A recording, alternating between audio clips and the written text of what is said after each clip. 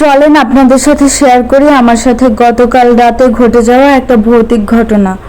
তবে বলে রাখি, এর আগে কখনোই আল্লাহর রহমতে আমার সাথে এরকম কোনো ঘটনা ঘটেনি। হ্যালো এভরিওয়ান, আসসালামু আলাইকুম। কেমন আছেন সবাই? আশা করছি সবাই বেশ ভালো আছেন।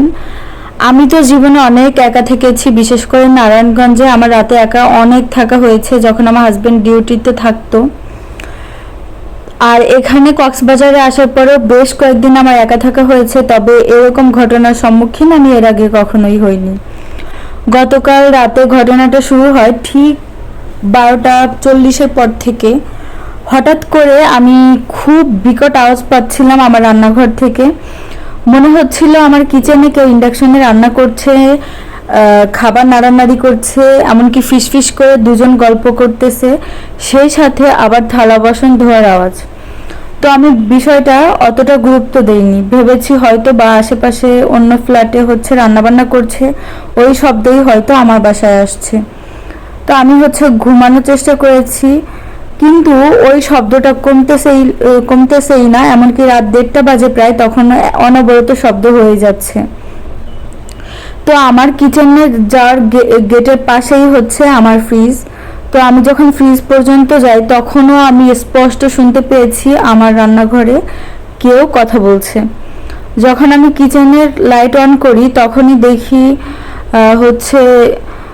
শব্দ 1 সেকেন্ডের মধ্যে পুরা শব্দ কমে গিয়েছে, এমনকি পুরা বাসা নিরিবিলি হয়ে গিয়েছে।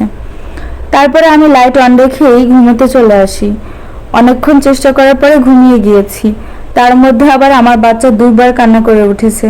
তো ওকে আবার অনেক কষ্টে ঘুম পাড়িয়ে দিয়েছি। তারপরে ঘটনা ঘটে রাত প্রায় 3:30টার দিকে। আমি ঘুমিয়েছিলাম, ঘুমের ঘোরে আমি শব্দ পাচ্ছি যে বাসার মধ্যে বাচ্চারা খেলাধুলা করছে। মনে হচ্ছিল 2-3 জন বাচ্চা খেলছে, হাসছে এরকম। তো ওদের হাসি আর দৌড়ঝাঁপের শব্দে আমার ঘুম ভেঙে যায়। ঘুম থেকে উঠে দেখি এখন তো অনেক রাত, হাতে ফোন নিয়ে দেখি রাত প্রায় 3:30 বাজে। ঠিক তখনই দেখি আমার কিচেন রুম থেকে আমার বাসার মেইন গেটের দিকে ফাতিহা বেবি দৌড়ে যাচ্ছে। ওর একটা বেগুনি সালোয়ার আছে, ওটাই পরা, আর খালি গায়ে। তো বিষয়টা দেখে আমি একদমই আশ্চর্য হইনি, কারণ আমার মেয়ে প্রায় রাতে একা একা ঘুম থেকে ওঠে, খেলে। তো আমি ভেবেছি আজও হয়তো উঠে গিয়েছে। তো ওকে আমি ডাকাডাকি করতেছিলাম যে মাম্মা আসো, আমরা ঘুমাবো, অনেক রাত, এখন তুমি উঠছো কেন? তো আসতেছিলই না। তো আমি এবার একটু রাগ হয়ে বলেছি, তুমি আসবা নাকি আমি তোমাকে ধরে নিয়ে আসবো? ও আমার কথা পরোয়া না করে মেইন গেটের দিকে যাচ্ছিল।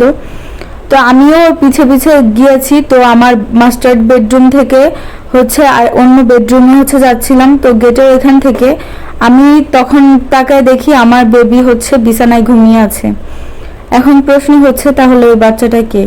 আমার সাথে কিন্তু স্পষ্ট খেলেছে। আমি যখন ডেকেছি যে মাম্মা ঘুমাতে এসো, বলে কি না, আমাকে মাম্মা বলে 2বার ডাক দিয়েছে। তাহলে ওই বাচ্চাটা আসলে কে? আমি অনেক বেশি ভয়ে আছি। এটা কি আমার কাল্পনিক নাকি বুঝতেছিও না। সবাই